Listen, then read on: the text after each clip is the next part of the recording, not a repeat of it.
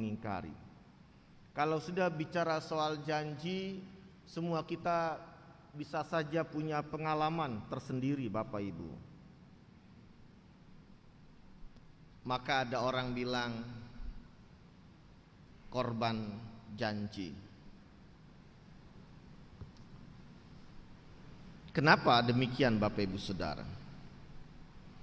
Karena ternyata ketika seorang diberikan janji, maka terlihat tidak ada kemampuan menepati janji itu, sehingga kecewa. Dan setiap kita bisa menjadi orang yang berjanji dan tidak menepati, namun juga bisa orang yang menjadi korban janji. Siapa yang salah? Terkadang semua kita masuk dalam suasana itu, dan hanya bedanya sering berganti peran saja. Inilah realita betapa kita seringkali memang mudah untuk mengucapkan sebuah janji, tetapi sulit untuk menepati janjinya.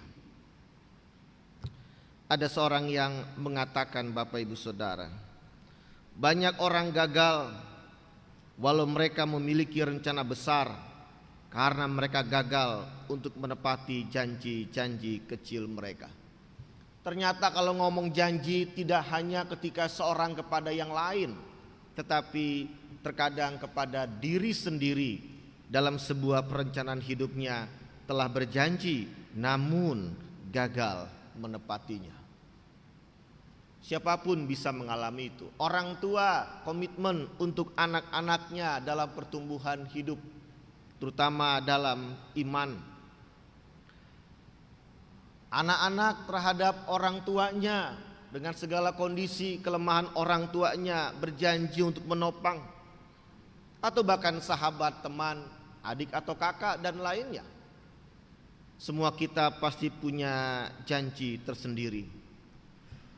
Di sini kita melihat, Bapak Ibu Saudara, satu sisi ada banyak orang membuat janji, tetapi bagaimana menepatinya? Pada bacaan kita, Allah pun melakukan sebuah janji terhadap makhluk ciptaannya yang ada di bumi, ayat 17, secara khusus kepada Nuh dan anak-anaknya. Apakah Allah yang berjanji itu Allah yang akan mengingkari janjinya? Ada yang berbeda, Bapak Ibu Saudara. Ternyata memang manusia dalam dirinya tidak bisa dipercaya untuk menepati sebuah janji atau melakukan janji itu sendiri dengan baik sampai dengan terlaksana.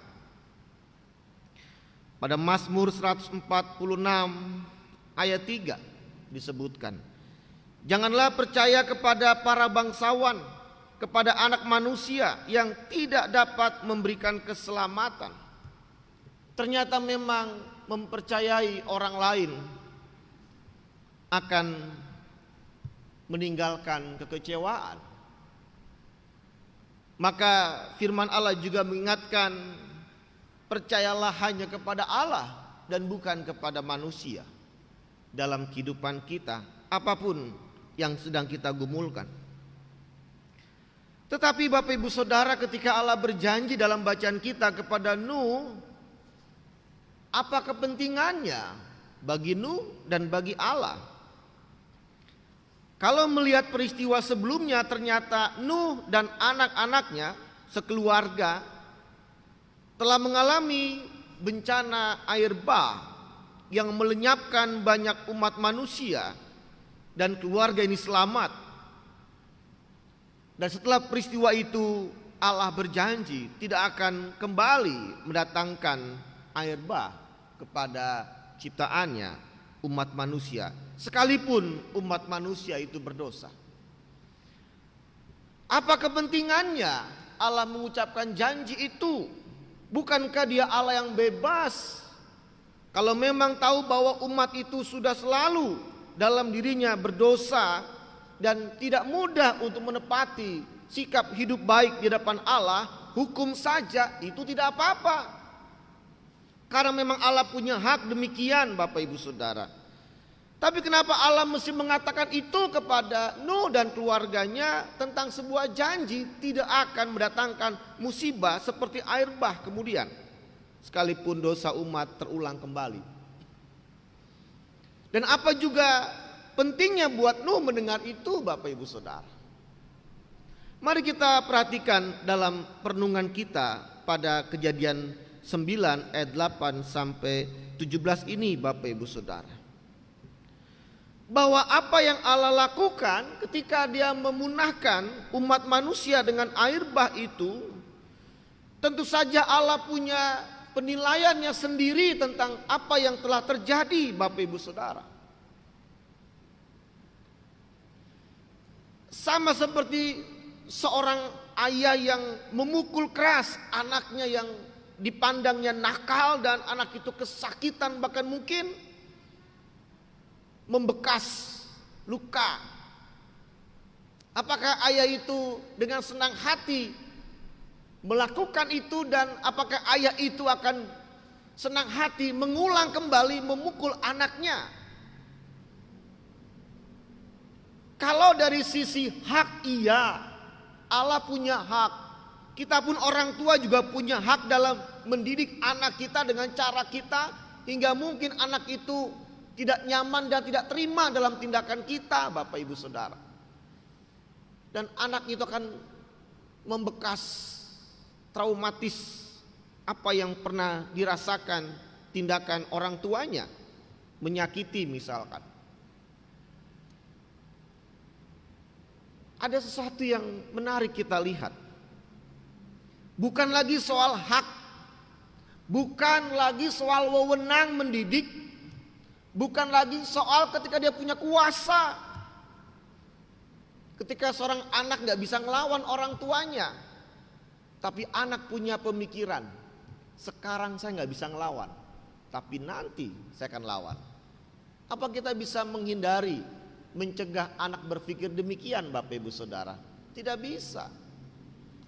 Maka seringkali terjadi ada di masa tuanya, bagaimana anak-anaknya tidak merawat orang tuanya dan cenderung membiarkannya. Kita prihatin, kita sedih di situ. Allah memiliki kasih. Allah sangat mengasihi ciptaannya, umat manusia, sekalipun itu berdosa. Dan kasih Allah ini seolah-olah hidup dalam satu pandangan penghayatan hubungan Nuh terhadap Allah. Kasih Allah diperlihatkan kembali. Dan Nuh melihat kasih Allah itu ketika mengucapkan janji tidak akan menghukum umat manusia yang berdosa dengan air bah. Apakah Allah seolah-olah salah perhitungan? Bukan seperti itu. Tapi Nuh melihat dalam kepentingan Nuh, siapa Allah yang disembahnya. Betul Allah yang Maha Kuasa, Allah yang punya hak, Allah yang punya otoritas menghukum umat yang berdosa. Tapi di balik itu Nuh melihat betapa Allah masih menjaga kasihnya, yang Nuh dan sekeluarga merasakan dampaknya. Jaminan tidak akan ada lagi penghukuman air bah terjadi, sekalipun dosa melebihi sebelumnya. Di sini yang saya mau ajak kita melihat, ternyata kekuatan rasa sayang itu melampaui hak dan wewenang. Sekalipun dibenarkan mungkin mendidik dengan cara yang keras, Bapak Ibu Saudara. Maka jangan juga katakan akhirnya ada orang yang lemah, dikatakan tidak mampu melawan. Lemah, gak mampu mendidik anaknya dengan keras, dengan tindakan-tindakan mungkin fisik. Lemah ketika dianggap dia membiarkan dan tidak pernah merancangkan hal yang keras untuk menjadi sebuah pelajaran berharga. Misalkan orang tua kepada anaknya. Kok diem aja sih dibegitukan? Kok kenapa sih tidak tunjukkan sikap tegasnya begitu ya, biar dia tahu rasa misalkan, biar dia juga mikir misalkan. Kalimat-kalimat yang seolah kita berharap bahwa kita harus tunjukkan sikap tegas dan keras dalam sebuah pendidikan, misalkan mendidik anak-anak kita dalam hal ini, atau mungkin orang lain. Rasa sayang inilah yang kita akan melihat bagaimana Allah memelihara kehidupan umatnya, bahkan kita. Nuh dipelihara kemudian dengan rasa sayang Allah. Dan dalam sebuah janjinya itu, Allah mempertegas ada sebuah tanda antara Allah dengan Nuh. Ada sebuah busur, atau dalam bahasa itu adalah pelangi di awan, menandai betul-betul kalau engkau melihat itu, dan selalu ada pengingatan, janjiku tetap berlaku. Bapak Ibu Saudara, mari kita melihat dalam diri kita sekarang, Bapak Ibu Saudara, dalam sebuah semangat hidup untuk selalu menjaga dengan membuat janji, komitmen, meyakinkan orang. Kalau kita bisa berjalan bersama, berbuat yang sama, membangun hal yang sama untuk masa depan bersama. Apa yang hilang ketika dalam sebuah komitmen, dalam sebuah relasi, dalam sebuah perencanaan, dalam sebuah perjuangan dari janji itu kemudian tidak dilakukan, tidak ditepati, Bapak Ibu Saudara. Saya mungkin memberikan sesuatu yang sederhana saja. Salah satunya adalah ternyata ada yang sedang hilang, Bapak Ibu Saudara, yaitu rasa sayang itu sendiri. Rasa sayang itu mungkin kita nggak bisa ngerti itu dari mana dan bagaimana caranya mendapatkannya. Tapi sejatinya setiap pribadi kita punya satu rasa sayang, kasih kepada sesama, bahkan kepada hewan sekalipun. Tidak ada seorang yang pelihara hewan, misalkan kucing, dengan cinta kasihnya setiap pagi dia memukul kucing itu. Tidak akan mungkin. Rasa sayang juga ketika seorang memelihara, merawat anak-anaknya. Tidak mungkin setiap hari, setiap pagi dia katakan anaknya untuk membangunkannya dengan memukul keras atau bahkan selalu mengganggunya dengan tindakan-tindakan fisik misalkan, atau yang lainnya. Tidak mungkin. Lalu kenapa kita justru melakukan hal-hal yang meninggalkan bekas kecewa atau trauma? Karena memang menghadirkan kasih itu bukan perkara yang mudah, dan menjaganya dalam sebuah kebersamaan, Bapak Ibu Saudara.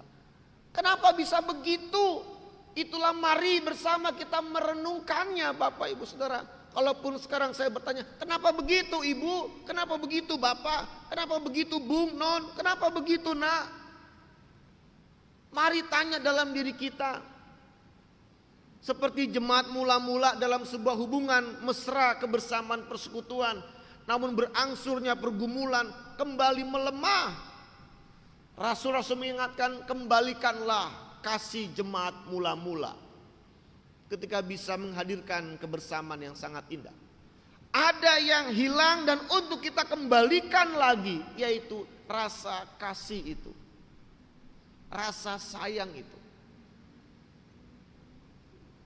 Gimana cara mengembalikannya, Pak Pendeta? Ya, kasih itu bukan seperti satu benda yang hilang kita ambil, kita cari. Tetapi kasih itu bicara sebuah penghayatan hidup setiap pribadi Anda dan saya menjalani kebersamaan. Dan sayangnya, godaan terbesar adalah ketika rasa sayang itu lebih kuat bukan untuk orang lain, tapi hanya untuk diri sendiri. Ini yang akhirnya saya mau katakan. Kenapa sebuah janji salah satunya tidak mudah ditepati? Karena memang perhatian kita bukan lagi pada rasa sayang terhadap seseorang, orang lain, tapi hanya kepada diri kita. Kenapa? Kepada diri kita. Betul, ketika Anda berjanji dan tidak bisa melakukannya, kan ditagih. Lalu Anda membela diri, betul? Anda memberikan argumentasi. Kenapa enggak nepatin? Ya habis begini. Yang ujung-ujungnya Anda hanya memperjuangkan kesenangan diri Anda sendiri. Orang kan nggak terima. Oh nggak bisa begitu dong. Oh bisa. Konflik. Ini kondisi yang sangat mudah dialami oleh setiap kita Bapak Ibu Saudara. Ada ketegangan antara memperjuangkan kembali kasihnya terhadap orang lain dengan dia mengutamakan kesenangan kasihnya untuk diri sendiri, kenyamanan untuk diri sendiri.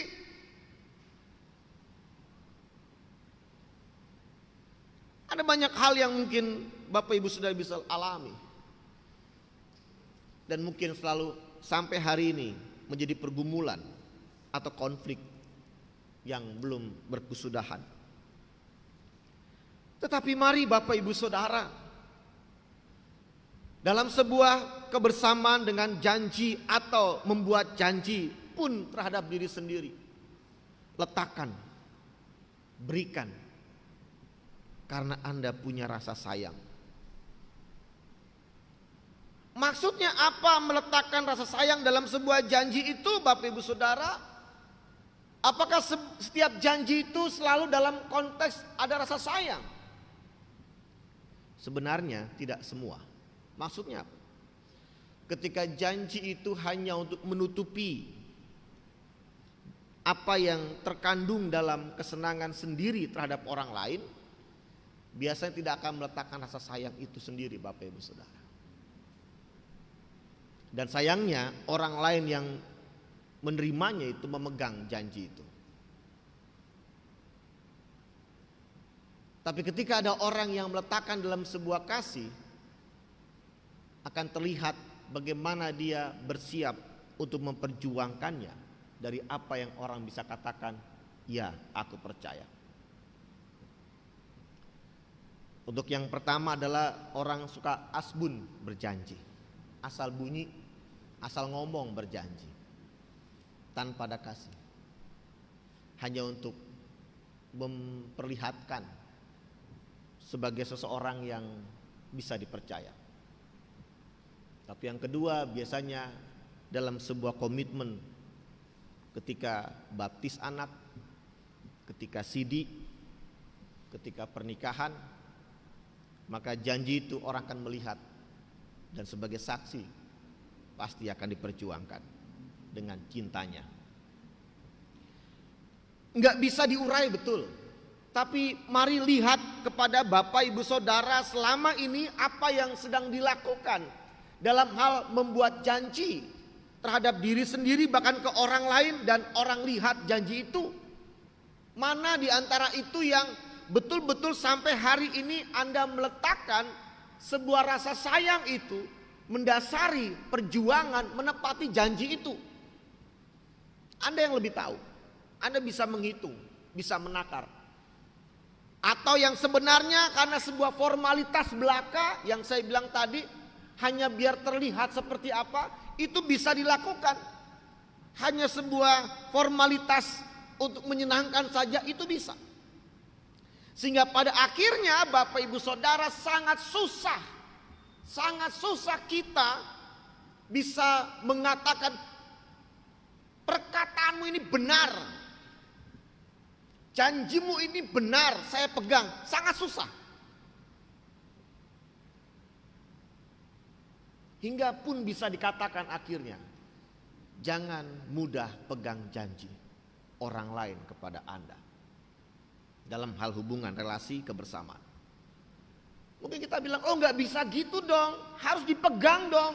Ya silakan, tetapi apa yang saya katakan sebelumnya mempertegas betapa kita pun dalam pergumulan mengupayakan sebuah perwujudan janji itu hal yang tidak mudah, karena ada satu hal dalam diri kita yang kita pun masih ada ketegangan di situ Bapak Ibu Saudara. Maka betul kalau ada orang yang bilang akhirnya lebih baik jangan membuat janji ketimbang Anda nggak bisa menepatinya. Iya betul mungkin, tapi ada orang yang bilang saya butuh janji. Akan repot. Saya butuh janji. Ini suasana yang memang bisa dilematis Bapak Ibu Saudara. Tapi akhirnya betul kalau juga ada orang bilang orang itu suka dengan kata-kata manis dan ingin mendengarnya sebagai satu hal yang menguatkan dirinya. Makanya ada banyak orang akhirnya tertipu. Loh, kenapa tertipu? Karena Anda paksa dia berjanji. Dia belum bisa berjanji misalkan. Akhirnya tertipu. Ini satu ketegangan tersendiri. Realita hidup kita yang sampai hari ini pun mungkin ada di antara kita sedang kecewa akan sebuah janji dari orang yang Anda sayangi misalkan. Dari teman sahabat Anda, keluarga Anda.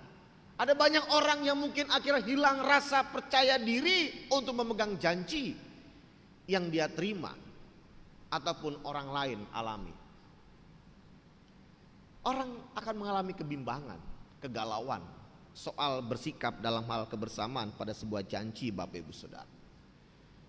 Tapi kalau sekarang kita melihat apa yang disampaikan dalam bacaan kita tentang bagaimana Allah berjanji kepada Nuh sekeluarga dan kepada makhluk yang ada di bumi, ayat 17 mempertegas perbedaan antara Allah dan manusia dalam hal berjanji. Allah ketika berjanji, betul-betul pada akhirnya dialah yang juga menepati janjinya. Tetapi manusia pada akhirnya sangat sulit menepati janjinya sendiri dalam sebuah hidupnya dengan orang lain misalkan, atau dirinya sendiri. Maka jangan katakan bahwa ada seorang yang mungkin gagal menepati janji sebagai orang yang berdosa atau yang sudah bebal atau orang yang bodoh. Karena bagi orang yang berdosa dan bebal dan bodoh, apa yang bisa diharapkan dari sebuah janjinya selain melanggar? Kalau saya katakan ini seolah pesimis ya, tapi memang lebih ke arah situ, pesimis. Ada dua hal pada akhirnya dalam bacaan kita, saya mengajak kita untuk merefleksikan. Yang pertama adalah Bapak Ibu Saudara, jangan letakkan masa depan Anda pada janji manusia, tapi Tuhan. Letakkanlah hidup dan masa depanmu bukan pada janji manusia, tetapi kepada Tuhan. Nanti kamu akan diberikan ini ya, kehidupan yang layak ya, tenang saja. Dengarkan saja, tapi jangan pegang janji itu. Anda mau kejar sampai pengadilan? Hari esok, lusa, ke depan, dalam hidup kebersamaan kita, janji yang kita mau pegang bukan pada janji seorang manusia, tapi kepada Allah. Itu yang pertama. Mungkin kita tergoda untuk mendapatkan kepastian, ketenangan diri kita. Betul. Bukan saya mau bilang gini ya Bapak Ibu Saudara, wah ini berarti dalam hubungan suami istri kita gak boleh percaya sama dia dong. Atau anak kepada orang tua. Ya tidak begitu juga, tetapi Anda akan melihat betapa rapuh lemahnya seorang manusia, termasuk pasangan Anda, orang tua Anda, bahkan kakak Anda, siapapun dia, untuk mengatakan hidupmu akan dijamin. Akan ada kekecewaan. Justru ketika kita diingatkan apa yang kita mau lakukan, apa yang kita mau perjuangkan dalam sebuah harapan itu, kita pegang hanya janji Tuhan. Janji Tuhan itu yang mana? Seorang yang membaca kitab suci, seorang yang rajin merenungkan firman Allah akan mengetahui betul apa janji-janji Allah itu Bapak Ibu Saudara dalam hidup Anda. Anda akan tahu. Tapi satu hal janji Allah untuk semua makhluk ciptaannya, 1 Yohanes 2 ayat 25 mengingatkan. Dan inilah janji yang telah dijanjikannya sendiri kepada kita, yaitu hidup yang kekal. Oh ternyata kalau bicara janji Allah kepada kita, tidak sekedar janji di mana kita yang mendapatkan semua keinginan kita semasa hidup kita. Janji Allah bukan sekedar kita ingin dipenuhi kesenangan kita semasa hidup kita, di tengah pergumulan kita. Kalau bicara janji Allah adalah bicara tentang kesiapan mental kita memegang janji itu, Bapak Ibu Saudara. Maksudnya apa? Ternyata kalaupun kita bilang pegang pada janji Allah, nggak semua orang bisa pegang janji Allah. Yaitu bisa salah satunya adalah orang ketika berjalan pada janji Allah, apa yang baik yang Allah inginkan, pegang itu, dia akan berkati Anda. Sementara Anda merasakan nggak seperti itu kenyataannya, Anda tetap gelisah, Anda tetap punya persoalan, lalu Anda katakan, aku nggak lagi percaya sama Allah. Aku ragu kepada kuasa Allah dan melepaskan Allah. Ternyata memegang janji Allah itu pun bukan perkara mudah, Bapak Ibu Saudara. Bahkan dalam Alkitab dikatakan, orang mendengar janji Allah ada penghakiman, Tuhan mau datang, kok nggak datang-datang? Itu pasti bohong. Ya sudah, kita nggak usah pegang lagi. Orang bebas berbuat akhirnya. Saudara, Bapak Ibu, memegang janji Tuhan dalam hidup Anda, yang Anda akui, Anda renungkan, ternyata justru menggoda Anda untuk kurang percaya di tengah beban hidup pergumulan Anda. Dan Anda mengatakan, ya sudahlah, gak lagi percaya sama Dia dengan janjinya. Apa yang Allah mau janjikan sebenarnya di tengah hidup kita, Bapak Ibu Saudara? Ketika dikatakan 1 Yohanes 2 ayat 25, hidup yang kekal, apa pentingnya itu buat hidup kita sekarang? Tuhan, kita butuh makan. Kan kita bisa ngomong begitu. Tuhan, kita butuh minum. Kita butuh tempat tinggal. Kita butuh kecukupan pangan, sandang, papan setiap hari, setiap bulan. Ya, jujur aja kadang kalau kita mau bilang Tuhan hidup kekal, kayak sekarang kita nggak gitu-gitu banget deh. Kenapa? Karena kita nggak ngerti hidup kekal itu seperti apa. Yang kita ngerti adalah aku lapar sekarang, aku mau makan gitu. Aku haus, aku mau minum. Ini sebuah dilema juga kalau kita dikatakan ada janji Allah dalam hidup kita. Kenapa? Janji Allah itu bicara bukan kekinian yang bersifat sementara. Janji Allah bicara untuk ke depan, kehidupan yang kekal yang Allah persiapkan buat orang yang percaya. Begitupun Nuh dan sekeluarga mengalami hidup itu.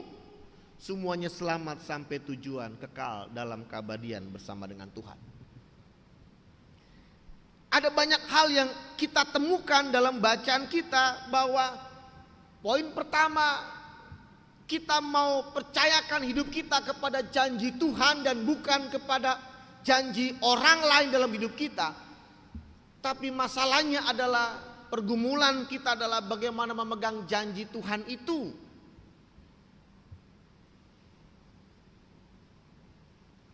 Saudara, Bapak Ibu, saya tidak menafikan ada orang yang begitu komitmen, begitu percaya Tuhan, begitu meyakini kebenaran firman Tuhan. Itu baik adanya. Tapi ketika apa yang banyak orang umumnya lakukan,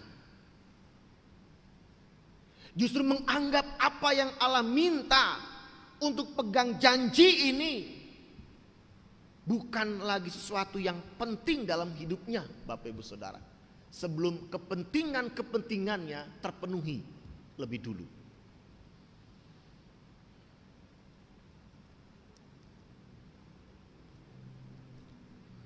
Kapan orang itu baru sadar janji Allah itu benar?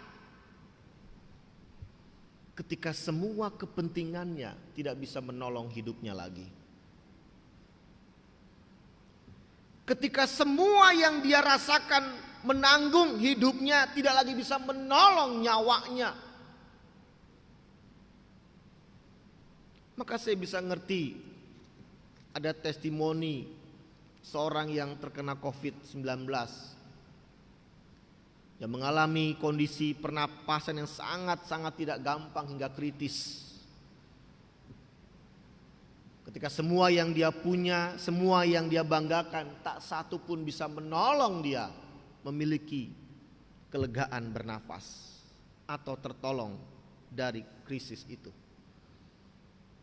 Maka ada yang bilang di saat itu dia teringat janji Tuhan. Di saat itu dia berseru kepada Tuhannya.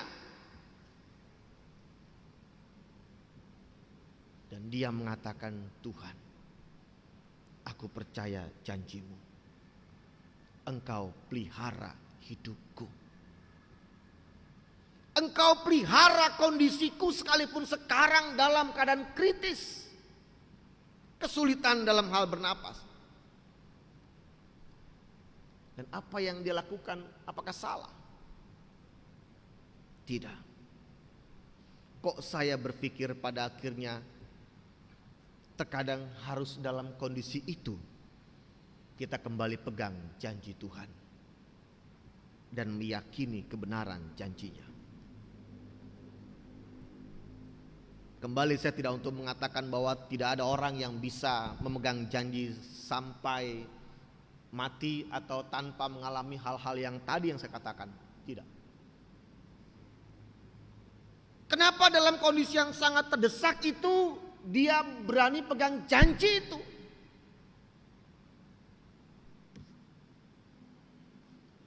Karena dalam kondisi itu kita sadar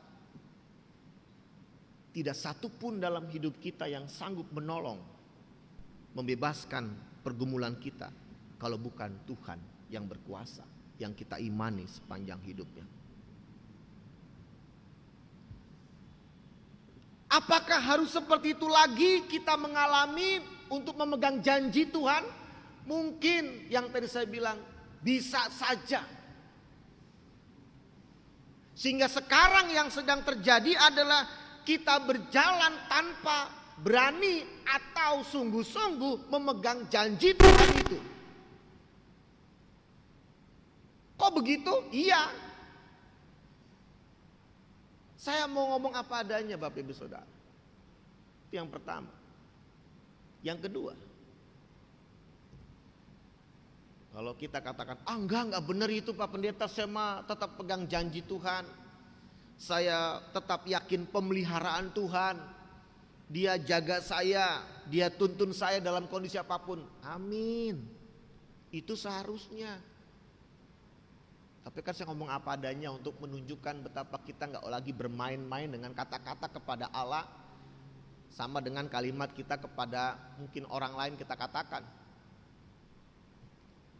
Yang kedua adalah Bapak Ibu Saudara, ketika Nuh mendengar janji itu, kelanjutan hidupnya, maka Nuh membangun kebersamaan keluarganya untuk hidup takut akan Tuhan Bapak Ibu Saudara. Karena dia sudah melihat kebenaran kuasa Allah dahsyat. Ada rasa takut dalam hidup Nuh dengan sungguh-sungguh menjaga keluarganya hidup seperti yang Tuhan minta. Akhirnya janji Allah meyakinkan Nuh untuk hidup di dalam kebenaran Tuhan. Hidup di dalam kebaikan yang Allah inginkan Bapak Ibu Saudara.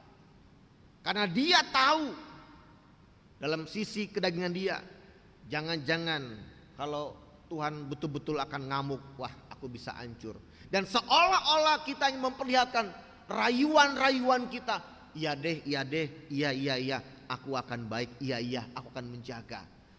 Dalam kemanusiaan kita kadang-kala kita mencoba untuk melobi dengan oke, saya akan berbuat baik tapi jangan dihukum ya, gitu ya. Seolah-olah seperti itu Bapak Ibu Saudara. Tapi mungkin juga memang seperti itu nampaknya. Tapi apa yang dibuat oleh Nuh dan sekeluarga, Nuh khususnya, dia melakukan bukan untuk merayu Tuhan. Dia berbuat kebenaran, berbuat baik bukan untuk prestis. Seolah membuat citra baik di hadapan Allah, tidak. Karena saya betul-betul ingin menunjukkan rasa sayang saya kepada Tuhan. Dan pada akhirnya, selain dalam sebuah janji ada rasa sayang mendasari sikap janji itu, menepati, menjaga, melakukan apa yang diharapkan Tuhan, memegang janji Tuhan adalah rasa sayang melakukan apa yang Allah minta, Bapak Ibu Saudara. Maka mari Bapak Ibu Saudara, yang sedang hilang di antara kita, yang sedang hilang dalam setiap ucapan kita terhadap orang lain yang disebut janji, adalah rasa sayang kita. Namun biarlah setiap kita yang tetap melihat itu penting dan kita hadirkan, pasti gak akan sia-sia perjuangan Anda menepati janji Anda kepada siapapun, karena Anda tahu ketulusan Anda melakukan dan menepati janji itu. Tetaplah percaya juga akan ketulusan Tuhan Allah yang memelihara hidupmu dan saya, yang akan memberikan janji keselamatan hidup yang kekal. Maka perlihatkan kesiapan kita dengan cinta kita. Ku pegang janjimu Tuhan, dengan apa yang bisa kulakukan, ungkapan syukurku akan janjimu, dan sikap hidupku dalam kebersamaan, bahkan juga sampai akhir hayatku. Engkau lihat semuanya adalah baik. Amin.